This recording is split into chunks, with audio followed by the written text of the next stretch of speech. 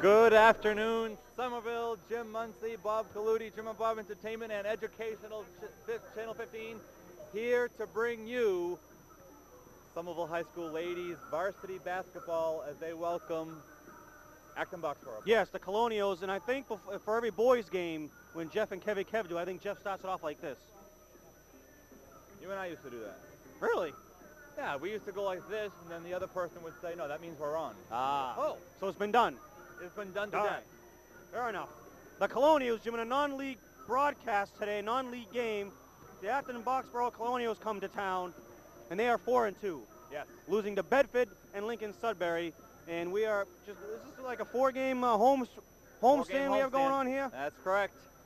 Lady Hounders, this is a rare Sunday afternoon broadcast on Educational Channel 15. Right. We did have one last year, but I actually had to miss it because I had to do a magic show that was pre-scheduled, but I'm happy to be here this Sunday. Highlanders also coming into this afternoon's matchup at 4-2, so it's a battle of the 4-2 teams. And my prediction, as I told Scott Liberatore, the cameraman, is that we'll have a tie game, 42-42.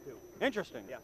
There will be overtime, though, in a tie game. That's all right. It can still end in a tie. Or is that a tie after the overtime? Right, after the overtime. 42-42. You heard it here. Interesting. Interesting indeed. Jim, stay tuned for halftime when Jim and Bob are going to go over to the Johnny Damon cardboard cutout that we put up behind the Lady Hounder bench. Now, we've talked about this before. Yes.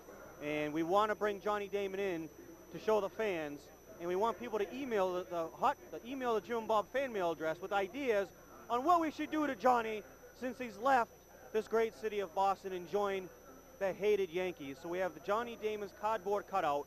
It is here in the Bruin Fieldhouse behind the Lady Hounder bench. I'm hoping, Jim, that it won't curse them. There it is. No, I think it's going to go over well, Bob. Yeah. I think it's all on the up and up. Speaking of fan mail, Bob, we did get some. I'll read the actual letter a little bit later, but it was a fan who made a good point, a fan who wants to be anonymous, made a good point that if possible we should give the JV and freshman stats and information. The problem is we never get to see the freshmen play, and usually when the JV is playing we're busy getting ready for the varsity, so we don't have any stats, but I did respond and say if you have any we'd love to read them. I was told that the freshman team beat the snot out of Everett Friday night and then did the same to Mattanon over the weekend on Saturday. And just before this game, the JV won 39-32 over Acton Boxborough. Number 10 is it Goodrich? Number 10, JV. Underwood. Underwood, yes.